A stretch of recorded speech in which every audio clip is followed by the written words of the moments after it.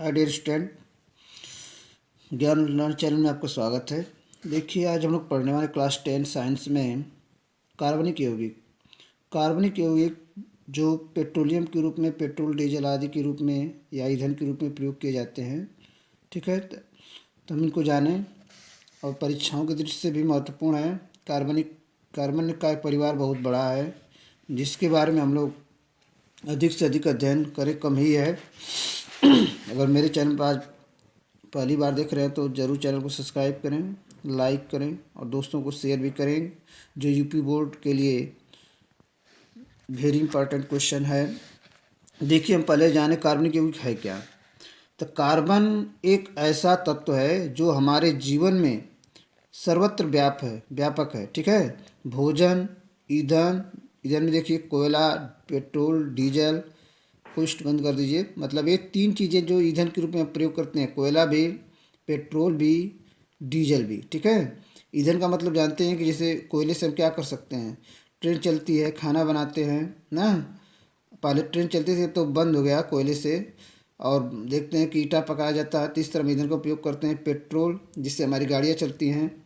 ठीक है, डीजल से भी बहुत से काम किए जाते हैं, गाड़ियाँ चलती हैं, ट्रैक्टर चलता है, यहाँ तक कि हवाई जहाज़ और ट्रेनें भी इन्हीं से चलती हैं। कागज़ की बात करें, कागज़, वस्त्र, प्लास्टिक, दवाएं, फर्नीचर आदि अनेक वस्तुएं कार्बन पर आधारित हैं। किस पर आधारित हैं? कार्बन। ये सब कार्बनिक यौगिक है। कागज़, वस्त्र, प्लास्टिक, दवाएं, फर्नीचर कार्बनिक यौगिक मिलाकर ही बनाए जाते हैं। ठीक, अब आगे जाने पौधे तथा जंतुओं के शरीर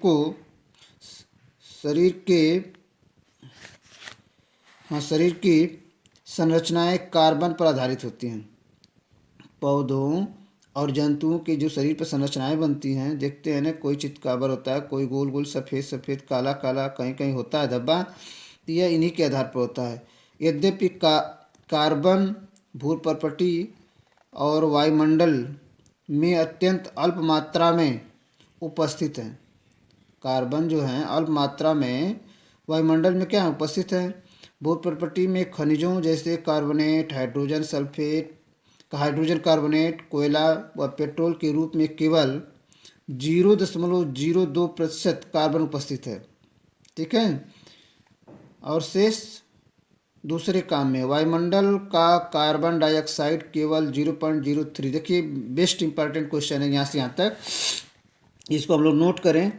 कह रहा है कि कार्बन पूछ देगा पेपर में कि वायुमंडल का कार्बन डाइऑक्साइड केवल कितने प्रतिशत भाग है, तो आपको बताना पड़ेगा 0.03%। ठीक है, यह मेन टॉपिक है जो आपको बहुत ही ज़रूरी है नोट करने परीक्षा की दृष्टि से यूपी बोर्ड में, और सी टेट यूपी टेट में भी आ सकता है। इस प्रकार कार्बन की प्रकृति में उपस्थित इतनी अल्प मात्रा होने पर भी कार्बन महत्वपूर्ण तत्व है।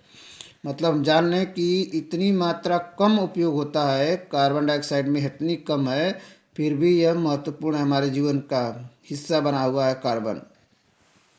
ठीक है, तो हम लोग आगे जाने। कार्बन में आबंधन संयोजी आबंध, मतलब कि कार्बन कैसे बंधे होते हैं और किस तरह से आपस में कार्य करते हैं, पहले हम लोग जाने। देखिए, यहाँ पर मैं बता रहा हूँ आपको। कार्बन ठीक है, कार्बन का प्रतीक चिन्ह क्या होता है आप लोग जानते पढ़े हैं। प्रतीक चिन्ह जो नहीं जानते हैं बच्चे वो जान लें, सी होता है। क्या होता है? सी होता है।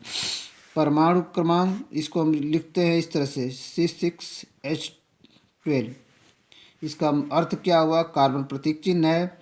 यह जो 6 है परमाणु क्रमांक है। जान लीजिए विस्तार से क्या है परमाणु क्रमांक।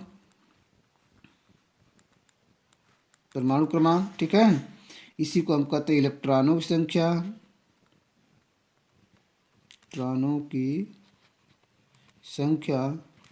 इसी को कहते हैं प्रोटॉनों की भी संख्या।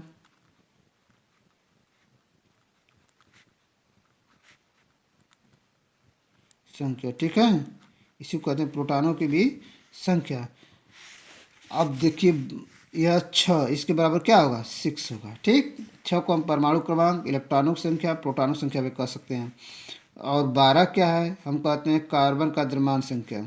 इसको क्या कहेंगे, 12 को द्रव्यमान संख्या, द्रव्यमान संख्या,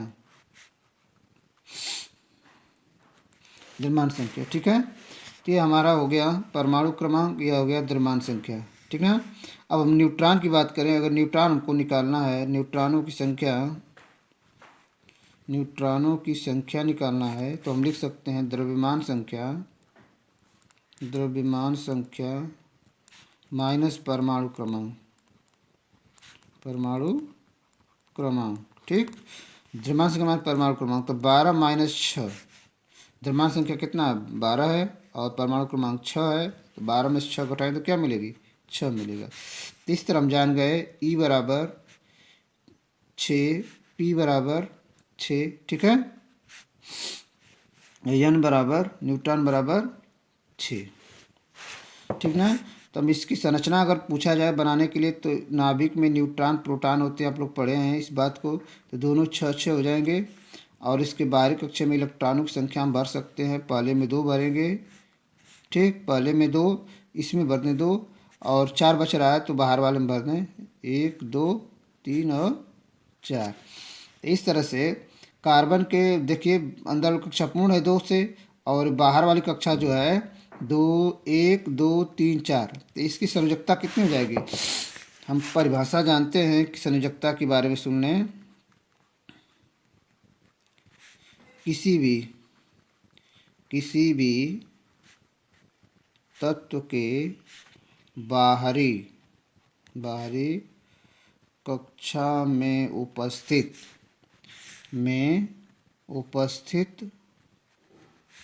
इलेक्ट्रॉनों की संख्या को क्या कहते हैं, संयोजकता कहते हैं, को संयोजकता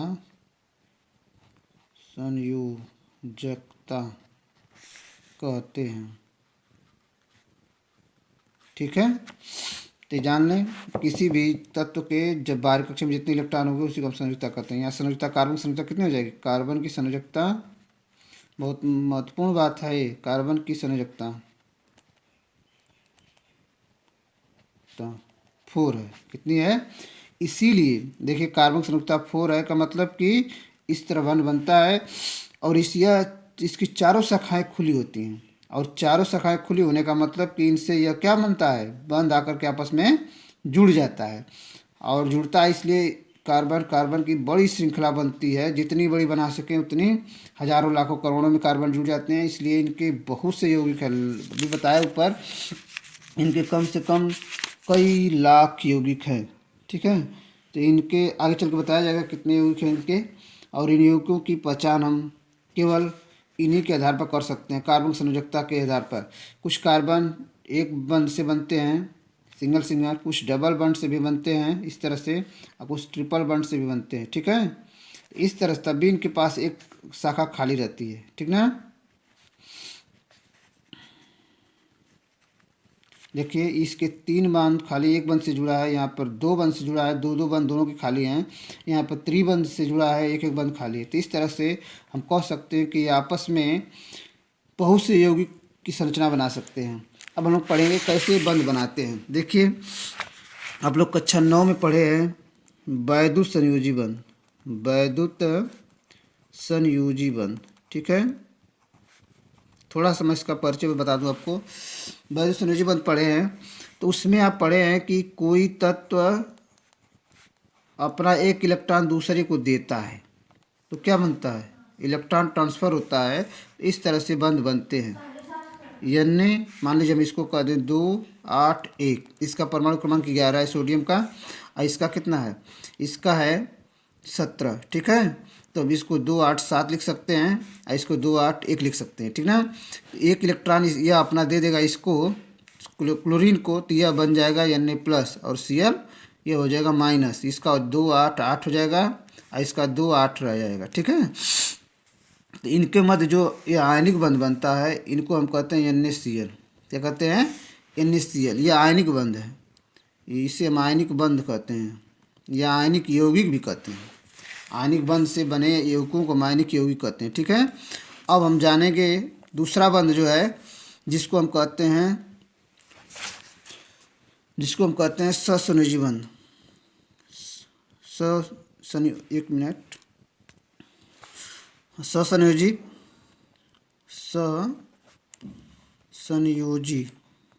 बंध।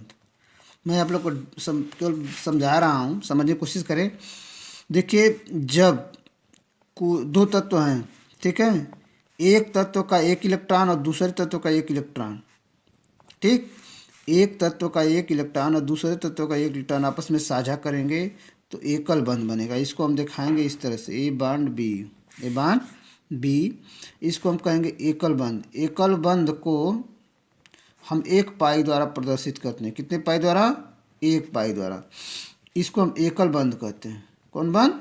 एकल बंध, ठीक है। जब कि एक तत्व के दो इलेक्ट्रॉन और दूसरे तत्व के दो इलेक्ट्रॉन, ठीक है, आपस में साझा करते हैं, एक तत्व के दो इलेक्ट्रॉन दूसरे तत्व के दो इलेक्ट्रॉन आपस में साझा करते हैं तो ये बनते हैं, देखिए इस तरह से बनेंगे, ठीक।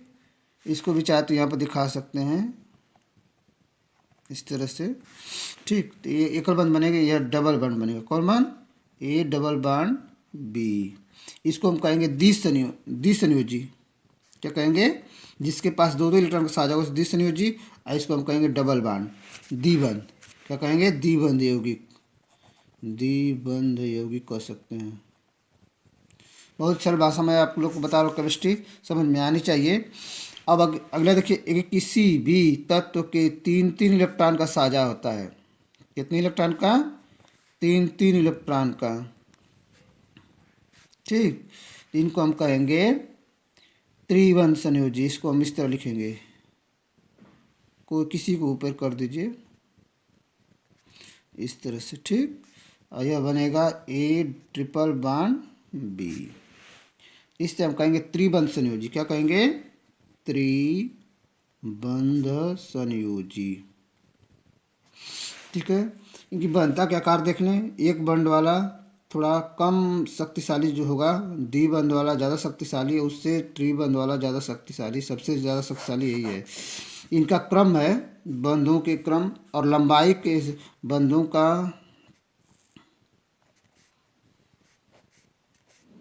बंधों की शक्ति का क्रम। ये पूछ देता है कभी कभी पेपर में, कौन ज़्यादा शक्तिशाली है, कौन कम शक्तिशाली है।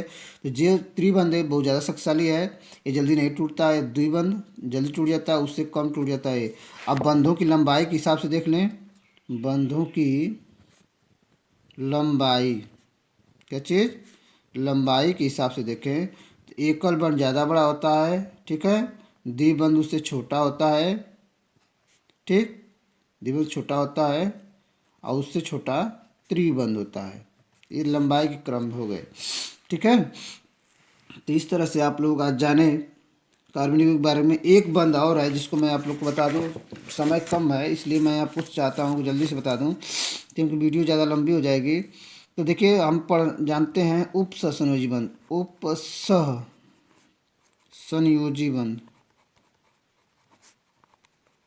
उपसंयोजी बंध का मतलब समझिए, किसी भी तत्व का इलेक्ट्रॉन दूसरे तत्व से जब साझा करता है तो इनमें कंडीशन क्या होती है, ध्यान दें। एक तत्व के पास इलेक्ट्रॉन होता है, दूसरे तत्व के पास इलेक्ट्रॉन एक भी नहीं होता है, ठीक है। ये अपना दोनों इलेक्ट्रॉन को देकर के साझा करता है, ठीक, बात समझिए। ये अपना दोनों इलेक्ट्रॉन इसको देकर क्या करता है, साझा करता है। जब साझा करता है तो साझे के दौरान होता क्या है, इस बीच में इलेक्ट्रॉन लगता है और ये दोनों बंध बनाते हैं। कभी आवश्यकता पड़ती है, इसको हम दाता कहते हैं। जो देता उसको दाता और जो लेता उसे ग्राही, ठीक। कभी कभी होता क्या है, जब बंध टूटता है तो यह दोनों इलेक्ट्रॉन दूसरा तत्व लेके चला जाता है, ठीक। और ये भी ध्यान दें, इसको लेके चला जा सकता है शक्तिशाली अगर है तो, ठीक। तो इस तरह से हम कह सकते हैं कि यार इसको हम दिखाते हैं इस तरह से, ए तीर द्वारा बी।